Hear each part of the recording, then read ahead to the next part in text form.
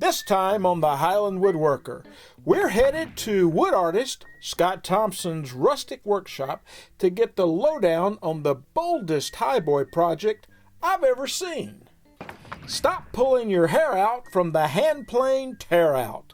A quick tip from Popular Woodworking's Megan Fitzpatrick will give you the edge.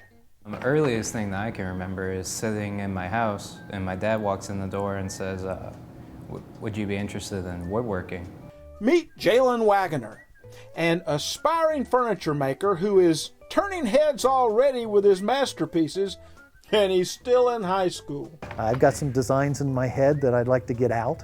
Spend a moment with master period furniture maker Glen Huey, the man who seems to have perfected the past and now is looking to the future. All of this and more this time on the Highland Woodworker.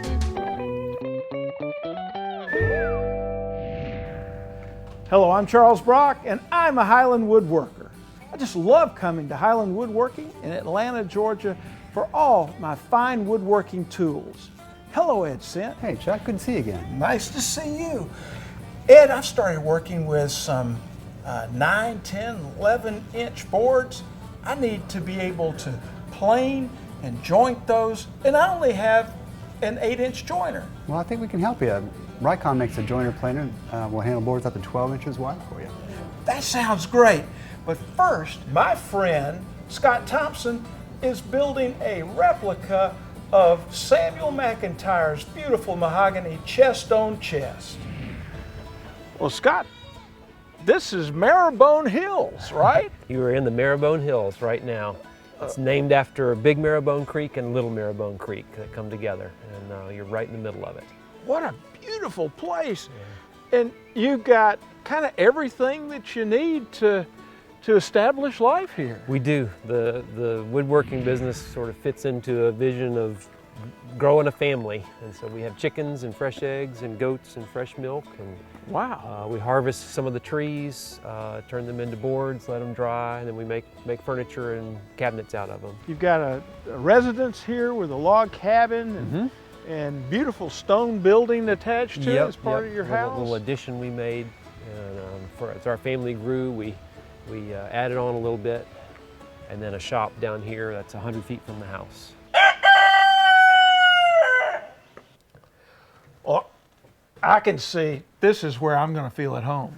Come on in, make yourself at home. All right, well, let's see what's here. When I designed the shop, I did think about the machinery, I just didn't think about the wood. And so it's always been a little crowded. I wish I'd had a little more space for what we're working on. But no shop is ever big enough. If you had a football field. True, could fill it up. What in the world is La Dura Dura? This is, our family loves rock climbing and camping and adventure in general. And La Dura Dura was the hardest rock climb. It had never been completed until about a year ago.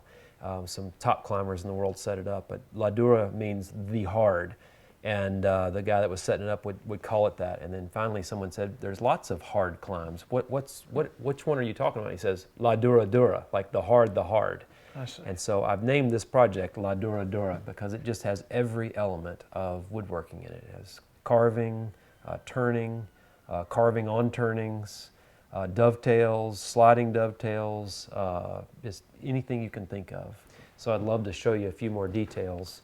We borrowed pretty heavily from the McIntire piece and another piece that's a lot like it. But we also added our own details and elements, and I'm really trying to tell a story. This is a family's, the husband wants to give this to his wife as a wedding gift, an anniversary gift. It's going to have a lot of secret drawers in it, and he wants to have things in those secret drawers. He doesn't even want her to know where all of them are to begin with, and kind of let her discover some of those. Well, Scott, I just love the ebony details on these beautiful feet. Yeah. Tell us about it. Thank you. I love the idea of the pad as at the very bottom of the feet. Ebony is so hard and so tough that we hope over the long term that lasts years and years and years. And then the little element here that's circular is actually an inverted torque, and we wanted to bring that detail down into the feet. It's going to be in the upper part of the upper carcass. And that's a lot of carving in that to get that to follow this cant here, and then that flows from the serpentine front. The idea of veneer was not something that the client, that my friend and client really wanted to do. And so the whole thing is solid mahogany, except we did, for the serpentine front, I'll open this, we did a brick-laid core, which is traditionally how they would have done this in the 1700s. And coming across, right, that allows you to compensate for any short grain. Because if it was just a big, thick piece of wood that you bandsawed out, you'd always have some short grain. You can see it in the top element here. That little piece there would be the weak point. But a brick-laid core compensates for that. Then we bandsawed that out and then made our own veneer. So there's a nice piece of mahogany beer on the back, and then this is highly figured. This is pretty rare Honduran mahogany that's it's fiddleback, actually, kind of like the maple, and it's every once in a while shows up in mahogany. And when we get finished on that, it'll really pop. That's beautiful. Yes. And what kind of finish do you? We will probably do a traditional shellac French polish with this. And this piece here, is that the waist? This is the waist, yeah. This separating the lower carcass and the upper carcass. This is really just roughed out. These dovetails aren't even glued yet, but this is half-blind dovetails on this. I'll take this back off, and you can see, I won't take it off right now, but I can scoot it back, that the waist here is technically hollow. And at some point, fairly soon hopefully, this will pull out and as a drawer, and sort of as a hidden drawer. And then in here, as we pull this out, there'll be a map of, I think, the Greek island where they went on their honeymoon. So it's an island off the coast of Greece. That's an example of secret drawers. I'm not going to show all of them to you, though. No, you never want to show all your drawers. I learned that very early. Now, I see some penciled in lettering here. Yeah. And it's something I can't read, so you want to tell me Yeah. about that? This is pulling from Greece as well. This is sort of New Testament era Greek. And we took a poem by John Keats, Ode on a Grecian Urn, that he wrote when he was actually looking at an original Greek vase. And we feel like we sort of brought it full circle. We had it translated, it's obviously English, he was English poet, and we translated it into Greek, but we want to use this as tracery, kind of like the elements here on the cant, where it's just carved and is a really nice detail. So when you walk in the room, we want this to read as tracery. Are you going to show us how you do it? I'd be happy to. The trick here with carving these letters is owning the right gouges. Each of these shapes with these curves, if you can match the gouge directly to that, then you can accomplish that. And that's a little bit too wide. I need to tighten up that. So that's a number 6 there. I'm going to need about a number 7 or number 8. There's a 7. And so I'm just trying to match that gouge to that profile there. I see. And then just work it out. Let me see what we can.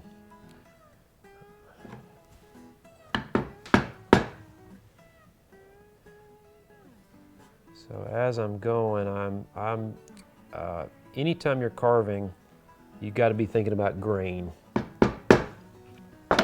And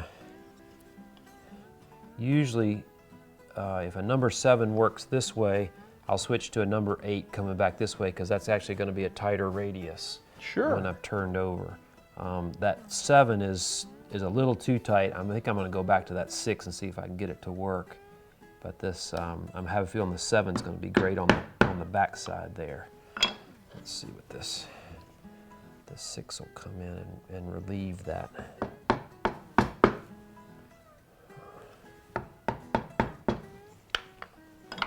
right, coming back this way.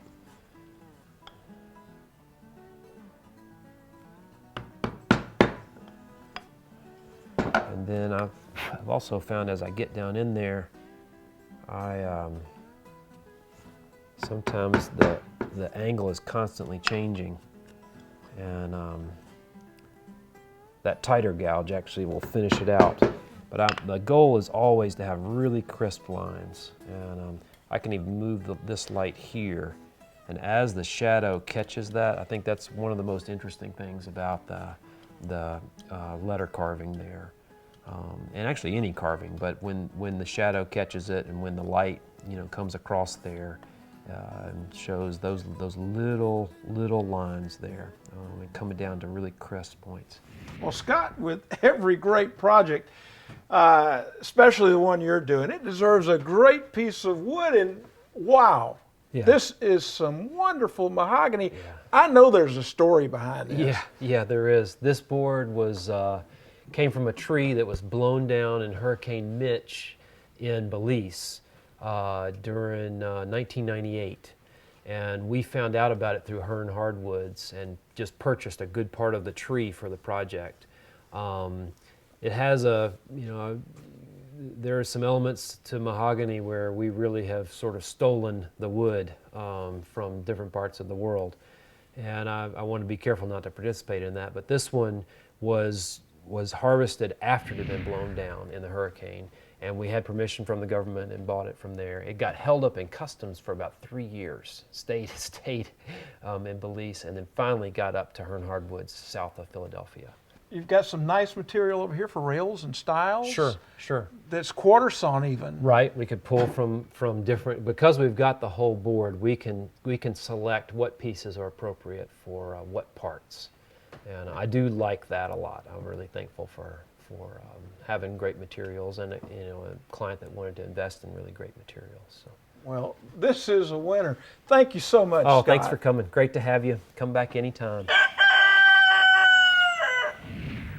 Chuck, this is the Ryon joiner planer I was telling you about.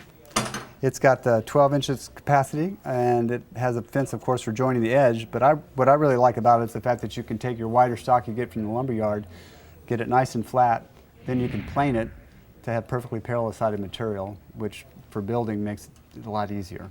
That's what I need to be able to do. And I think I'm interested in what they call helical heads. Ryon does have a model that has a helical head. We had a couple in stock, but we run out of them. They're real popular. When you get some in, can you put my name on the list? Sure, we'll let you know as soon as they come in. All right, that sounds great. Coming up, Popular Woodworking's Megan Fitzpatrick shows us a simple way to put an end to handplane tear out. It's attitude. If you know you can do it, you can do it. Period furniture maker, author, and magazine editor Glen Huey invites us into his Cincinnati shop and does something on the joiner that, well, you'll just have to see it to believe it. You're watching the Highland Woodworker.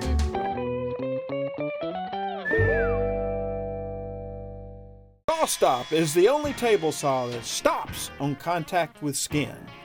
Its safety features and unmatched quality and craftsmanship have made it the best-selling cabinet saw in America. Put a Saw Stop in your shop.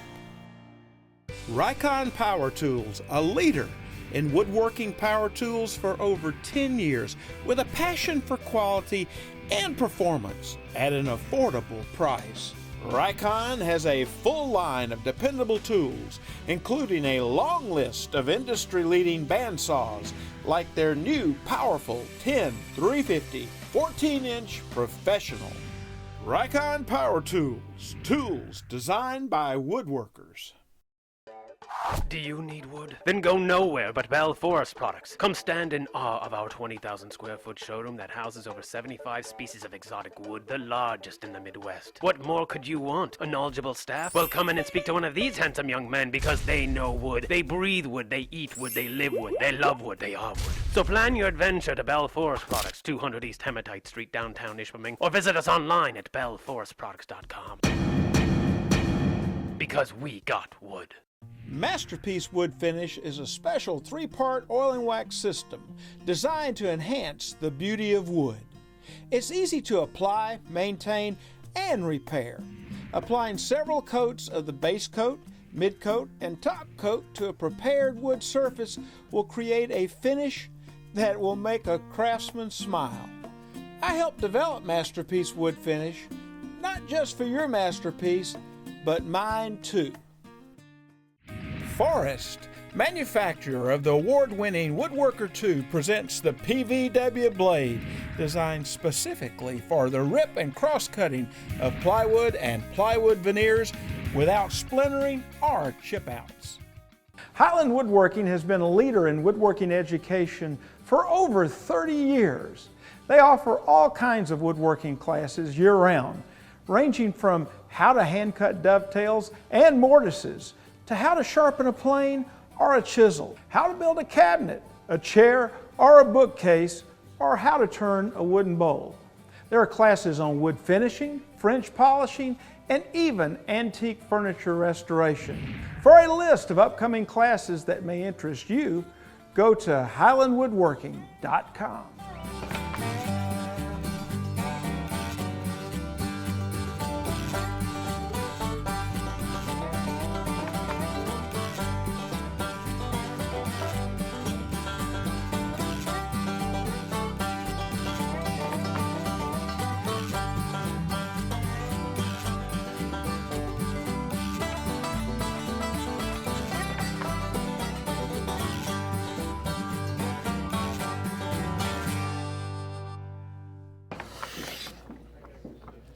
When it comes to hand planes, tear out is something you never want. Our friend Megan Fitzpatrick shows a simple, foolproof way of keeping your hand plane in tip-top shape. This time on Popular Woodworking Magazine's Tips, Tricks, and Techniques.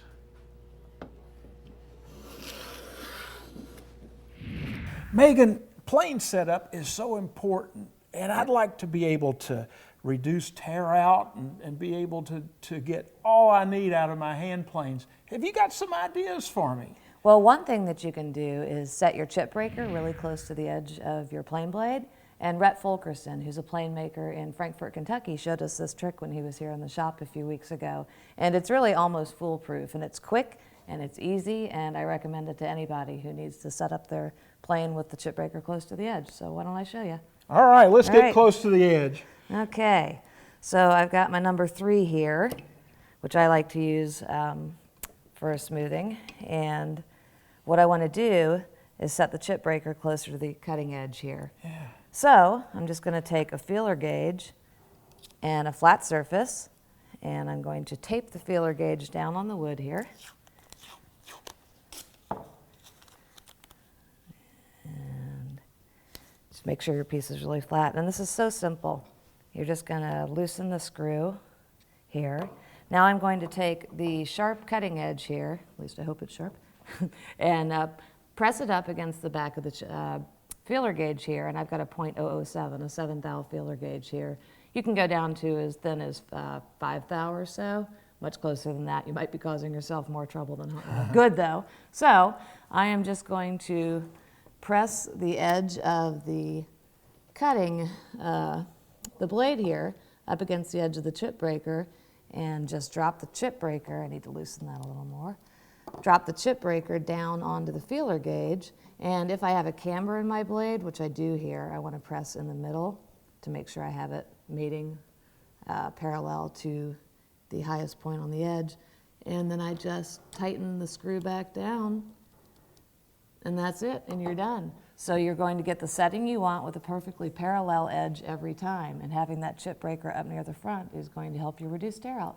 So you don't have to hold it in the air and kind of guess. Right. And until Rhett showed us this, I was always holding it up and trying to guess and feeling side to side, making sure it was parallel, but this really makes it so quick, so perfectly fast. Referenced. Perfectly referenced every time. That's great. I can't wait to get back to my shop and try this on my planes. Great. Thank you, Megan. Sure.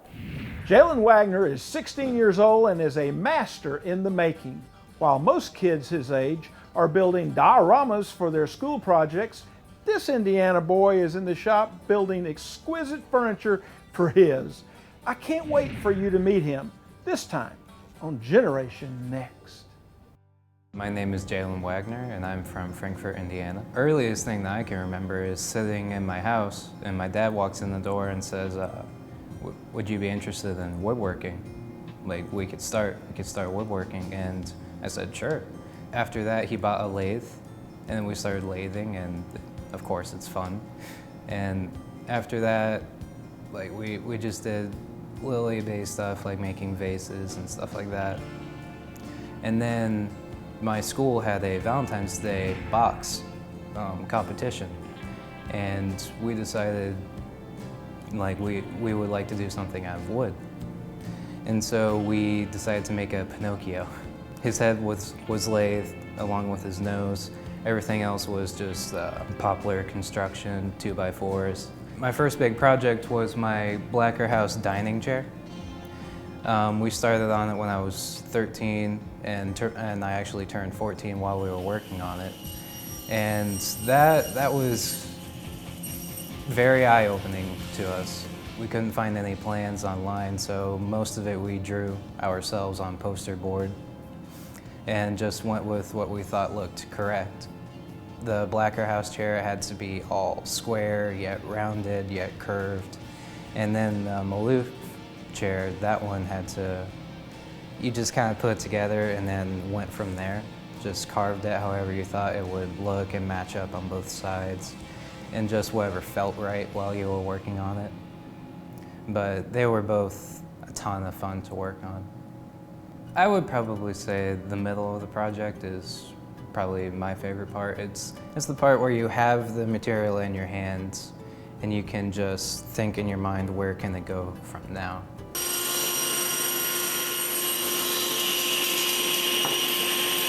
As far as social life, it ends my dad and I in the shop most of the day after school while we're working on the projects. So when my friends see the projects that I make, they're not quite sure what to think, because they can look at it and feel it, but they don't quite understand all that went into it unless we take them aside and show them like the shop and explain all that went on in creating the project. My dad has definitely spent a lot of time and effort into us going to places like Woodworking in America to meet these professionals and craftsmen who have spent years perfecting their craft, and just spending one-on-one time with them, asking them, and just giving us advice as far as what we should do with these projects that we've been doing. We found this project while doing the research for my first chair, the Blacker House chair.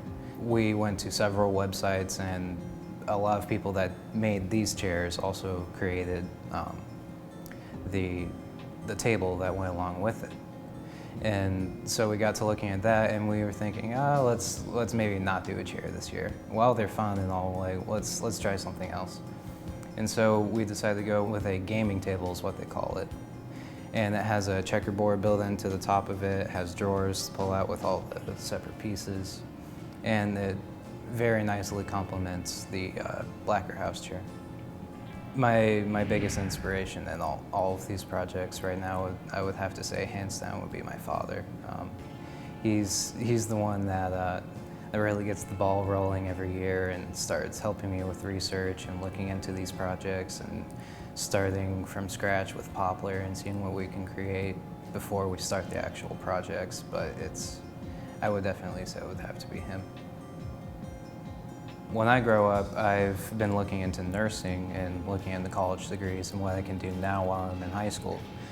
But as far as woodworking goes, I know it'll always be a hobby. But as far as going into it professionally, I'm still undecided as of yet. But I've always said that it's always a possibility.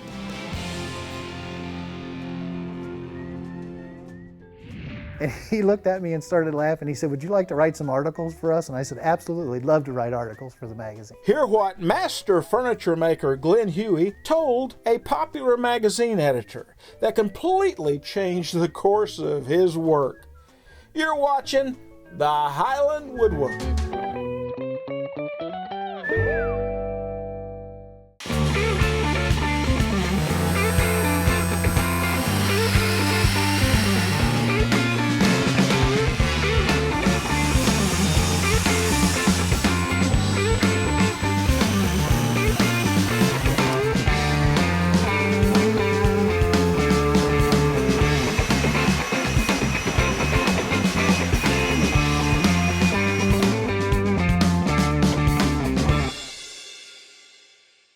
Are your tools Tormek sharp? Tormek, consistent, reliable, and razor sharp. Tormek, sharpening innovation. Introducing the ultimate flush trim router bit by Whiteside. Get CNC quality cuts from your patterns every time. Whiteside, industrial grade and American made. Craig, from the first cut to the final assembly, providing woodworkers with products that help simplify woodworking challenges. Craig. SawStop is the only table saw that stops on contact with skin. Its safety features and unmatched quality and craftsmanship have made it the best-selling cabinet saw in America. Put a SawStop in your shop. If you can't make it to Atlanta, then you can always shop us on the web at www.highlandwoodworking.com. Moment with a Master is presented by Masterpiece Wood Finishes, helping you build beautiful furniture. Glen Huey has provided our show with some great tips and tricks in the past. This master period furniture maker invited us into his Cincinnati workshop where he opens up about his life, his work, and of course, another great tip. Yeah, I always tell people I'm a woodworker who happens to write a little bit. Glen Huey is a popular name as a magazine editor, and his furniture masterpieces will transport you back in time, hundreds of years. I'm okay being a period furniture guy. That's kind of where my heart is. But we only have to turn the clock back roughly 40 years to hear this master woodworker's humble beginnings. I moved right in when Dad got the tools and pestered him until he finally set me up at the lathe and said, go ahead and turn. And so I started at the lathe turning. He gave me a gouge and showed me the process. And he did a lot of it, but he turned me loose at the end and I would turn. And as I always laugh and I say I'd turn a bowl and then I'd turn another bowl and I'd turn another bowl. And pretty soon I went to Dad and I said, look, I've obviously at 13, I've mastered turning at a bowl, so I'd like to have something bigger to do. And it was funny as at the time, you go back to the mid-70s or so, there weren't a lot of woodworking books out. And the ones he had were the books by Franklin Gottschall. And if you're familiar with those books, there's not a lot of simple projects in those books. So he told me, he said, find a project that you want to try and, show it to me. So I sat down and went through all the different books. And finally, I got to this Sheridan field bed because it's turning and I'd mastered turning at 13. So, that should be easy. So I took it to Dad and I said, so here's what I want to build. And he kind of smiled and said, if that's what you want to try, we'll go ahead and do it. And so we went up to the lumber yard. We had a lumber yard 30, 40 minutes from us, a little place, and we went in and got lumber, and he was getting ready to do a lowboy. His first major project was a lowboy. My first major project was a Sheridan field bed. So I guess, you might as well jump into the deep water and get started. And so we bought the lumber, and I always remember that the guy asked me, he said, so what are you doing with these? And at 13, I put my hands on my shoulders or my chest, and I said, well, I'm going to build a Sheridan field bed. And you could just see the guy smile thinking, well, there's a lot of sawdust, so. But it worked out, and I still have the bed today. Time marched on, and Glen's interest in woodworking followed him to college at the University of Cincinnati. While there, he earned degrees in business and accounting, and quickly put that knowledge to work. My dad and younger brother and I decided we were going to do a woodworking business, and we checked into it and we all agreed on it. The problem was I reached the decision before they did, so I started a company to do reproduction furniture. Well, about 3 weeks or 4 weeks later, they decided that they were going to start their business. And my younger brother come down and he asked me, he said, is it okay? And I said, well, sure. I mean, you guys want to have a separate business, that's fine.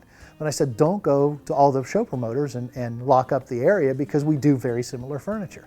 Well, the first thing he did was call all the show promoters and locked up the area. So we had to work together, and eventually we did. And the reason we put everything together is because my mom had had enough of the arguments and the talking back and forth, and she put her foot down. And when Mom put her foot down, we paid attention. Not long after that, Popular Woodworking Magazine took notice of Glen's work. One or two of the first shows I was at was here in Cincinnati in the area, and Popular Woodworking Magazine's based here. And the Monday after the show, I got a phone call from a guy named Steve Shaughnessy, who was the publisher. At that time, he was the editor of the magazine. And he said, we'd like to talk to you about your furniture. And I said, okay, great. And he said, what we want to talk to you about is you guys do a lot of work in tiger maple, and we're interested in how you finish tiger maple. And I said, well, sure, yeah, that's fine. And so Steve said, well, how do you do it? And I said, well, here's the deal. I said, it's real simple, Steve. Instead of buying $3 a board foot lumber, you buy $10 a board foot lumber, because better lumber's got more stripe in it, and that's how you're going to make it pop. And he looked at me and started laughing. He said, would you like to write some articles for us? And I said, absolutely, love to write articles for the magazine. And that's how we got started. Glen takes his accounts from years of working in his shop and shares those great tips and techniques in the scores of articles and the books he writes, all while still making beautiful classic period pieces like these. I was curious about the tools he liked to use most in creating such stunning work. 10 years ago, you were a woodworker. And then we got to the point where it's now, are you a power tool woodworker, a hand tool woodworker? And where I really think people are is we're all hybrid tool workers. We all have to know the hand tools. We all need to have machines. And 99% of us do work that way. There's the skirt on the outside that are all hand tools and the guys that are all power. I tell people that I am a hybrid woodworker that leans heavily towards the power tool side. I learned to do with the power tools what a lot of people are learning to do today with hand tools. What I'm about to show you with the joiner is going to make your eyebrows raise, I'll guarantee it. But there's a reason that I do it, and what I'm going to tell you I do is I set my knives so they're equal with each other, but they're out 3/1000ths of an inch from one side of the 8-inch joiner knife to the other. And the reason is I'm getting a built-in spring joint when I run off of this joiner. So I said, it's possible for me, since I've been fooling around with these tools so long, that I do things with my power tools that most guys do with their hand tools. And that's one of the things that I really do. And I'll show you the whole process and explain it to you. I gotta see this. Yep, it's really different. All right, my friend. All right, so here's what we're doing. Yeah. At the back side, I set the knives 3/1000ths of an inch higher than I do at the front. Now, what that means is, at the front, they're a little below my tables. At the back, they're a little above my tables. Right in the center, I've got that sweet spot that's almost perfect. So what happens is, if I have my fence out to the front edge, I'm going to get a real hard cup cut on it, where I'm going to, it's actually, as you push it across, it's going to raise up off of my outfeed table, and about halfway through, it's going to come down on that outfeed table. So it causes you to get that bow. Now that's Sure. the extreme. That's a little too much. And I'm trying to take the bows out of this. If you go to the back side of it and you set that up, you get just the opposite. It'll cut and give me this nice cup this way. So you find that point in the center where it just works for you. Where it comes away is, I've got a nice little bit, I'm trying to get that business card, that playing card in the center of a spring joint. Once I achieve that, I can go ahead and clamp that with a single clamp on most up to 24-inch boards. And it saves me time all the way through. I gotta see it work. All right, so we'll start right out the front, because I want to run through and show you what happens. And as I'm cutting here, I'm going to use 2 boards that have a lot different colors, so you can kind of see where we're at with this. Sure. All right, so the first one I'm going to cut, what happens as I turn this on is, as I come across, you'll see it raise up off of the outfeed side. Now you notice I'll put my hand in the center as almost a fulcrum point. So as I cross over the halfway center point, it drops the front down and raises the back up. That's giving me that cut. Because you have that one point. Right, right. And this is the extreme. I'm all the way out at one side. Take a little of this off.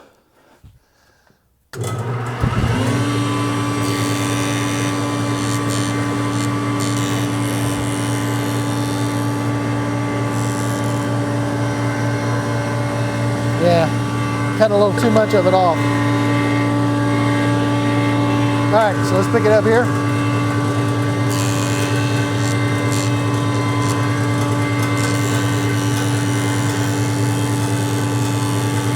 See how we're doing here? We're totally raised up off of the bed. Remember now, this is an extreme. Then as I cross the halfway point, it brings that front down and raises the back side off. And then I can finish my cut all the way through.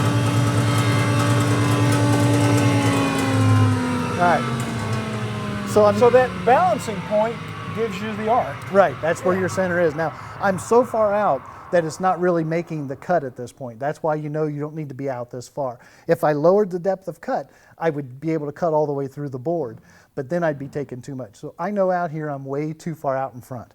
So what I need to do is adjust this back to that sweet spot, which is generally going to be, 3 to 4 inches back in the tool, because that's about the halfway point. Now I'm going to go ahead and take this and make this same cut over this piece.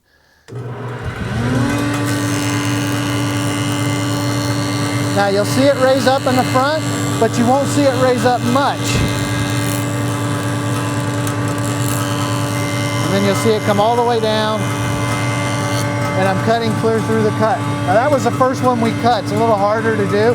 Let me cut this fresh board and then we'll compare the two.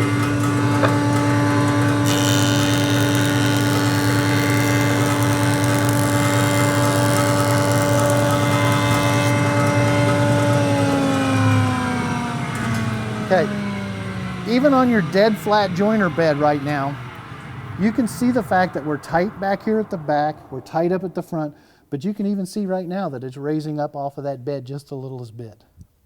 That's right, and that's going to make your spring joint. That's just what I need for that spring joint. So when I bring these two over and I put them down side by side, you can see what's going on. I'm tight at the ends, but I've got that gap in the center. And so now do you have to put a whole bunch of clamps on it, the front and back? And you would think so with a gap that big, but this is where the spring joint really pays dividends. I can go and put glue on both sides of this, put one clamp in the dead center, pull this into where I get a little squeeze out, and after that I'm going to be tight on these two ends where one clamp's all I need to glue up this piece. Up to about 24 inches I can get by with one single clamp. Think of the time it saves. And the clamps. And the clamps it saves. Yeah, that's great. Yeah, it's a lot of fun. Yeah, I can't wait to try that one. Glen just seems to have a way of figuring out challenges that we all face in the shop. His secret to success is attitude. One day I was working on that highboy, but I was working on an early version of it that I had sold to a customer. And I came into the shop one morning about 7 o'clock in the morning as I was getting started, and I thought, I've got to dovetail all the drawers for that chest today. And what I figured was I was watching a couple shows where I had seen glass cutters, and they were taking the cutter and just moving through the glass and snapping it right where it was supposed to be. And I thought, wow, it's an attitude. So I took that idea to the dovetails, and I thought, I've been doing woodworking enough that I should be able to cut dovetails without a problem. It's crazy. There's no way that this should get the better of me. So I developed an attitude that I was going to cut dovetails that day. I was going to finish all drawers, over 12 drawers. I was going to get them all done and walk home that night with the drawers finished. And I cut all 12 drawers that day, and they were the best dovetails that I ever cut. And my whole theory at that point is, it's attitude. If you know you can do it, you can do it. If you sit there and worry about it and wonder if it's going to happen, you're going to find mistakes in places that you make error.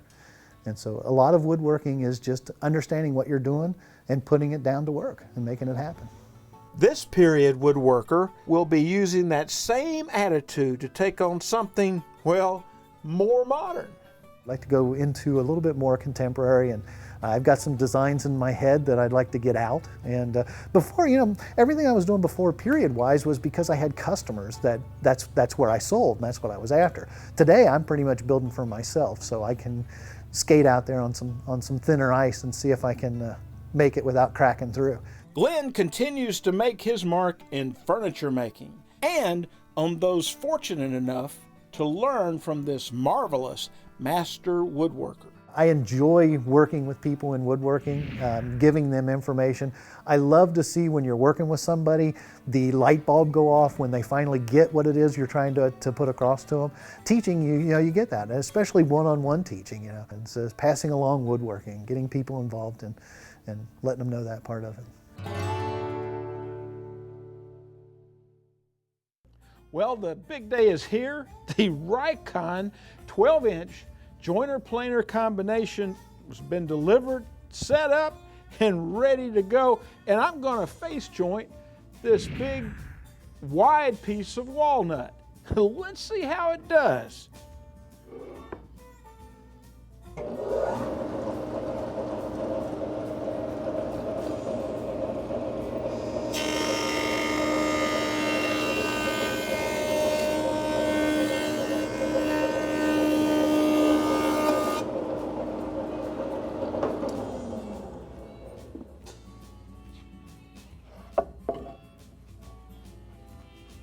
Well, that's a tough board there with a big knot in it, but I want to tell you, you can almost see the shine. A great surface. Let's make it into a planer. Let's take the guard off. We're going to unlatch it. We're going to push the fence forward, lock it down. Now let's lift this up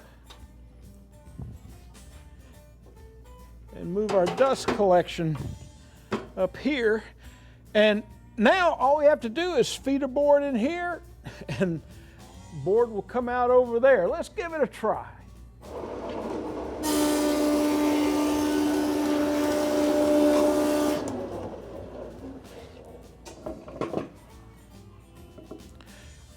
Now that's a great surface. Those helical cutters do a wonderful job. I'm so proud to have this Ryon machine in my shop.